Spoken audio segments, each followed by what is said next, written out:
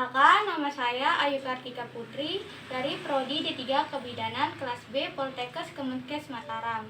Jadi di sini saya akan menyebutkan bagian-bagian dari sistem reproduksi wanita. Di sini saya akan menyebutkan bagian-bagian dari sistem genitalia eksternal. Kita mulai dengan mons pubis terlebih dahulu. Jadi mons pubis itu tempat tumbuhnya bulu-bulu di area vagina. Lalu ada kominisura anterior. Kominisura anterior itu terletak di bawah mons pubis. Nah, setelah itu ada kelenjar klitoris. Bisa kalian lihat di sini letaknya. Nah, kelenjar klitoris itu berada di dalam vagina. Lalu ada orifisium uretra. Orifisium uretra yaitu tempat pengeluaran air seni.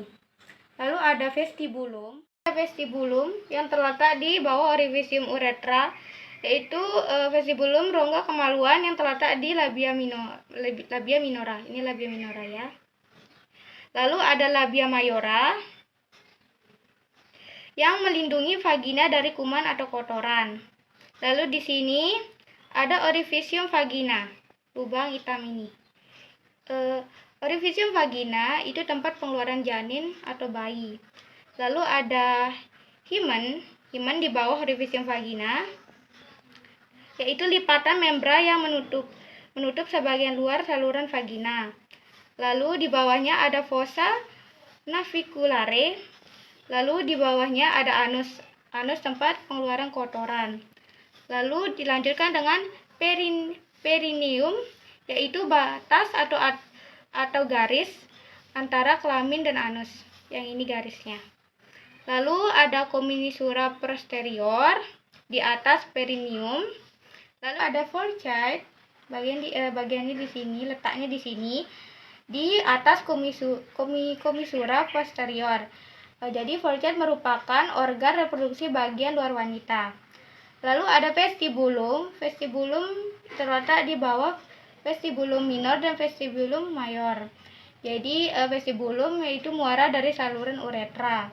Lalu ada vestibulum mayora dan ada vestibulum minora.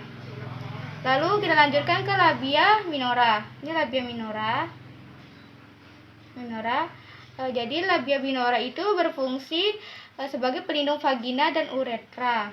Lalu kita lanjutkan ke frenulum klitoris di sini, di bawah previsium klitoris. Lalu ada previsium klitoris di bulatan yang kecil ini. Dan kita lanjut ke sistem genitalia internal. Jadi sistem genitalia internal terdiri dari vagina, ovarium, cervix, myometrium, endometrium, turin tube, fundus, uterus, fallopian tube, sama fimbriare.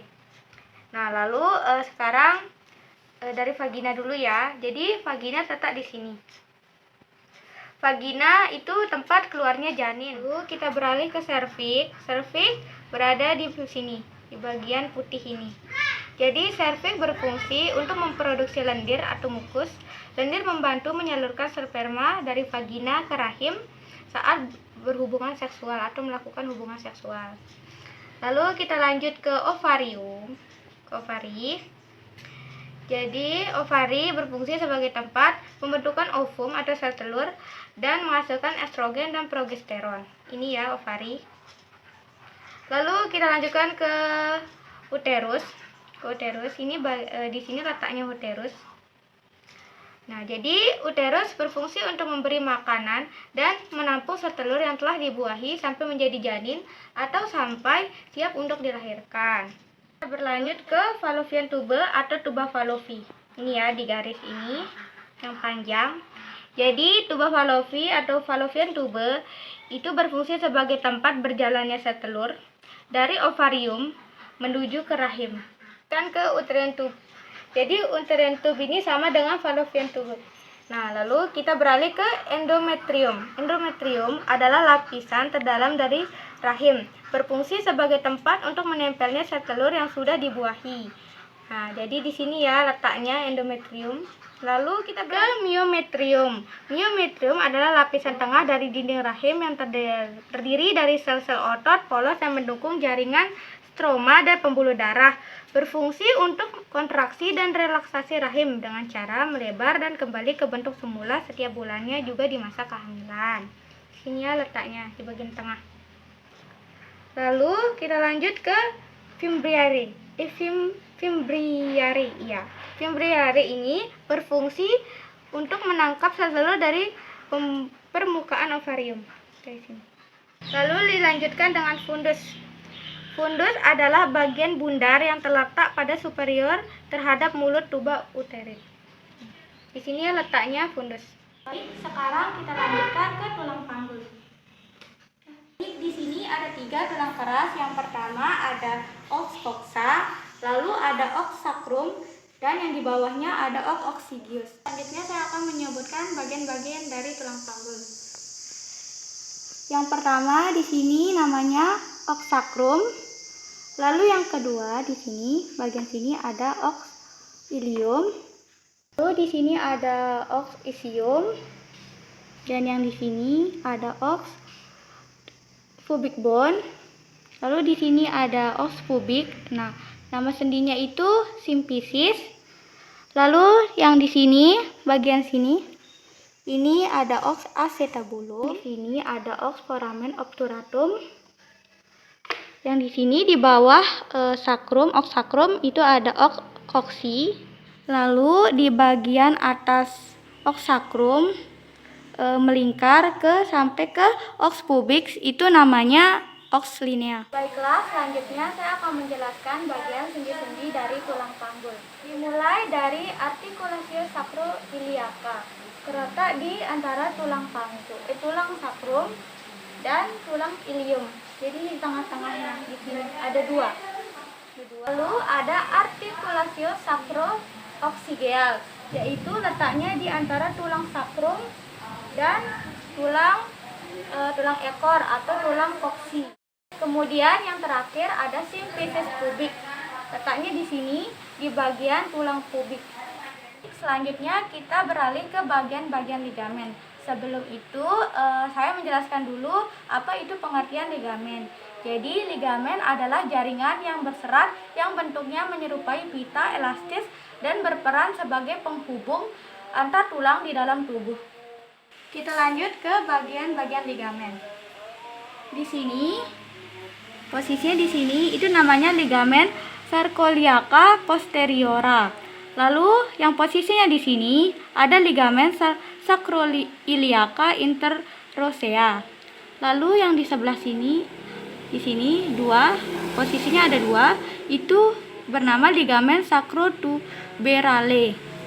Lalu yang di sini, posisinya ada di sini, itu namanya ligamen sacropineale. Lalu kita berlanjut ke musculus atau otot.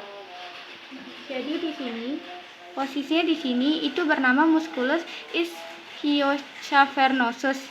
Lalu yang letaknya di sini, posisinya di sini, itu bernama musculus bulbus spongiosus.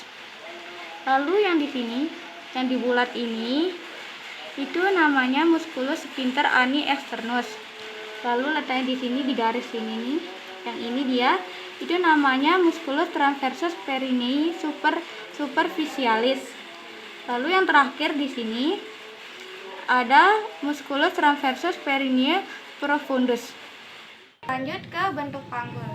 Jadi di sini ada 4 bentuk panggul, yaitu genoid, android, anthropoid, dan platypoid. Yang genoid adalah bentuk panggul yang paling ideal. Diameter anteroposterior sama dengan diameter transversa bulat. Lalu kita beralih ke panggul android. Bentuk pintu atas panggul hampir segitiga. Yang ini, hampir segitiga. Umumnya pada panggul pria. Panjang diameter transversa dekat dengan sakrum. Lalu kita beralih ke panggul anthropoid. Bentuk pintu atas panggul agak lonjong seperti telur. Seperti telur pintunya. Itu panggulnya. Panjang diameter anteroposterior lebih besar daripada diameter transversa. Lalu kita lanjut ke panggul platyploid. Merupakan panggul yang picak. Bisa dilihat dari pintu panggulnya ini ke sini. Diameter transversal lebih besar daripada diameter anteroposterior, menyempit arah muka belakang. Jadi, di antara panggul-panggul ini, panggul yang normal untuk wanita yaitu adalah panggul genoid. Lalu, kita lanjutkan ke pemeriksaan panggul. Jadi, yang pertama yaitu pemeriksaan distatia spinarum. Jarak antara spina iliaca anterior superior. Di sini dari kiri dan kanan ya, antara 23 sampai 26 cm. Lalu kita lanjutkan pemeriksaan distatia scitarum. Jarak yang terjauh antara crista iliaca kanan dan kiri. Nih, crista iliaca ini, kanan dan kiri. Antara 26 sampai 29 cm. Lanjutkan dengan pemeriksaan konjugata eksternal. Jarak antara pinggir atas simfisis dan ujung processus spinosus ruas tulang lumbal kelima antara 18 sampai 20 cm. Lalu ukuran lingkar panggul.